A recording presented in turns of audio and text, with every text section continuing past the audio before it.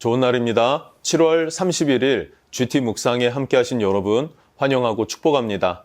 오늘은 열왕기하 9장 1절에서 13절 말씀으로 기름 부음 받은 예후라는 제목으로 하나님 말씀 나누겠습니다.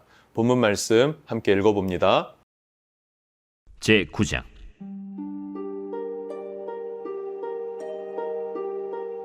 선지자 엘리사가 선지자의 제자 중 하나를 불러 이르되 너는 허리를 동이고 이 기름병을 손에 가지고 길르앗 라못으로 가라. 거기에 이르거든 님시의 손자 여호사밧의 아들 예후를 찾아 들어가서 그의 형제 중에서 일어나게 하고 그를 데리고 골방으로 들어가 기름병을 가지고 그의 머리에 부으며 이르기를 여호와의 말씀이 내가 네게 기름을 부어 이스라엘 왕으로 삼노라 하셨느니라 하고 곧 문을 열고 도망하되 지체하지 말지니라. 그 청년 곧 선지자의 청년이 길르앗 라못으로 가니라. 그가 이르러 보니 군대 장관들이 앉아 있는지라. 소년이 이르되 장관이여, 내가 당신에게 할 말이 있나이다. 예후가 이르되 우리 모든 사람 중에 누구에게 하려느냐? 장관이여, 당신에게니이다. 예후가 일어나 집으로 들어가니 청년이 그의 머리에 기름을 부으며 그에게 이르되 이스라엘 하나님 여호와의 말씀이 내가 네게 기름을 부어 여호와의 백성 곧 이스라엘의 왕으로 삼느니 너는 내 주 아합의 집을 치라. 내가 나의 종 곧 선지자들의 피와 여호와의 종들의 피를 이세벨에게 갚아주리라. 아합의 온 집이 멸망하리니 이스라엘 중에 매인자나 노인자나 아합에게 속한 모든 남자는 내가 다 멸절하되 아합의 집을 느바세 아들 여로보암의 집과 같게 하며 또 아히야의 아들 바사의 집과 같게 할지라. 이스라엘 지방에서 개들이 이세벨을 먹으리니 그를 장사할 사람이 없으리라 하셨느니라. 하고 곧 문을 열고 도망하니라. 예후가 나와서 그의 주인의 신복들에게 이르니 한 사람이 그에게 묻되 평안하냐? 그 미친 자가 무슨 까닭으로 그대에게 왔더냐? 그대들이 그 사람과 그가 말한 것을 알리라. 당치 아니한 말이라. 청하건대 그대는 우리에게 이르라.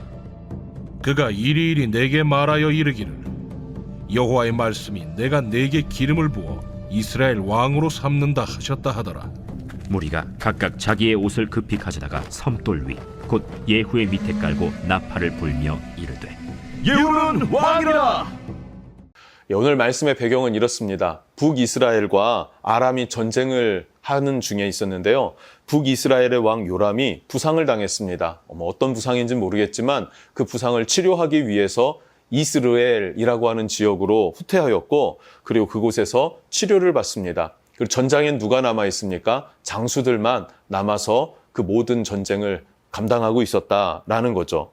그런데 남왕국의 왕이 북이스라엘의 왕을 문병 왔습니다. 그러니 겉으로 보여지는 것에는 굉장히 사이가 좋구나, 좋아 보인다 이렇게 볼 수 있습니다. 맞습니다. 관계가 좋았습니다. 그런데요, 눈에 보여지는 것 말고 눈에 보여지지 않는 것에서는 더 중요한 영적인 세계에서는 극심한 문제가 아주 심각한 문제가 발생한 것이다 라고도 볼 수 있습니다. 왜 그러냐면 이들이 친하게 지내는 이유가 무엇냐 그것을 보면 알 수 있는데요. 유다의 왕이었던 아하시아, 그의 어머니가 누굽니까? 아달랴예요. 그러니까 아달랴가 누구냐면 아합의 딸이죠. 즉 북이스라엘의 요람과 어머니 아달랴는 형제입니다. 그래서 아하시아 왕은 다윗의 혈통을 따라서 다윗의 계보를 따라서 다윗의 그 영성을 따라서 하나님을 섬기지 않고 이제는 그것을 저버리고 북이스라엘 아합의 길로 행하였다. 즉 바알과 아세라를 섬기고 바알과 아세라로 하여금 남유다 땅 모든 백성에게도 그것을 믿게 했다라는 거예요. 이것이 아주 심각하고 아주 극심한 문제가 된다라는 것을 여러분 기억했으면 좋겠습니다. 이 아달랴라고 하는 여인, 남유다의 씨를 말리려고 합니다. 이게 왜 문제가 되냐면 다윗의 혈통을 통해서 메시아가 오시거든요. 그게 예언되었습니다. 그런데 그것을 가로막는 그 영성을 갖고 있는 아주 나쁜 영성을 갖고 있는 여자가 아달랴였고요. 그리고 남유다의 망조인 우상숭배의 씨를 뿌리는 것입니다. 하나님의 씨는 말려 죽이고 그리고 우상숭배의 씨앗을 뿌린 여자, 그 여자가 아달랴였고 그리고 아하시아 왕의 어머니였다라는 것을 우리는 알아야 합니다. 그래서 눈에 보이는 것뿐만 아니라 보이지 않는 것에서 하나님을 경외하는가 아니면 세상과 나를 더 위하여 살아가고 있는가 하는 것을 우리는 점검해 볼 필요가 있는 것이죠. 자, 이러한 배경으로 1절부터 5절까지의 말씀을 보면요. 엘리사가 자기의 제자 중 한 사람을 택해서 명령을 합니다. 어떤 일을 맡겨요. 그 일이 무엇이냐면 너는 예후에게 가라라는 거예요. 기름 한 병을 가지고 전장에 가면 예후라는 장수가 있다. 그에게 기름을 부어라. 기름을 붓고 이 하나님의 말씀, 이 메시지를 전달하라라고 말해요. 어떤 메시지인가? 3절 말씀을 보니까요. 기름병을 가지고 그의 머리에 부으며 이르기를 여호와의 말씀이 내가 내게 기름을 부어 이스라엘 왕으로 삼노라 하셨느니라 하고 곧 문을 열고 도망하되 지체하지 말지니라 하니. 자, 너는 기름으로 골방에 들어가 예후에게 부어라. 그리고 여호와의 말씀이 내가 내게 기름을 부어 이스라엘 왕으로 삼노라 하셨느니라 라고 말을 전한 후에 그리고 뭐라고요? 문을 열고 도망하되 지체하지 말아라 라는 거예요. 그냥 그대로 도망 나와라. 그리고 다시 돌아와라 라고 명령했습니다. 그리고 이 제자는 스승이었던 엘리사의 명령에 그대로 순종을 합니다. 그대로 순종을 합니다. 자, 그러면 7절부터 말씀을 보면요. 이 예후가 왜 왕으로 세워지는지, 하나님은 왜 아합의 가문을 패하시고 예후를 세워서 왕으로 삼으셨는지를 우리는 알 수 있습니다.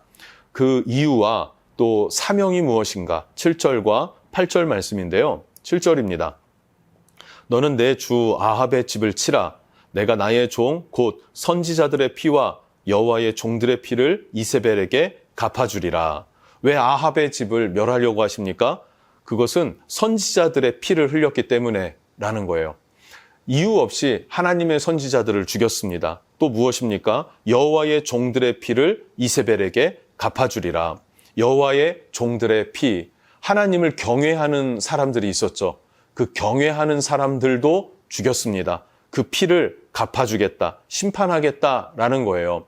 이것이 단번에 심판하시려고 결정하신 게 아니라 여러 번 구원의 손길을 내미시고 돌이킬 기회를 수차례 주셨습니다. 정말 이해할 수 없을 정도로, 아니 이렇게까지 따뜻하게 마치 막 다윗을 대하듯이 아합을 대해주시고 그의 정말 잘못과 실수와 멍청한 일들을 그냥 재롱으로 봐주시고 그냥 안아주시는 그런 하나님의 모습을 많이 보였어요. 그럼에도 불구하고 돌이키지 않았고 계속해서 악한 길로 행하고 하나님을 대적하니 이제는 아합의 집을 멸할 수밖에 없는 그런 상황이 된 것입니다.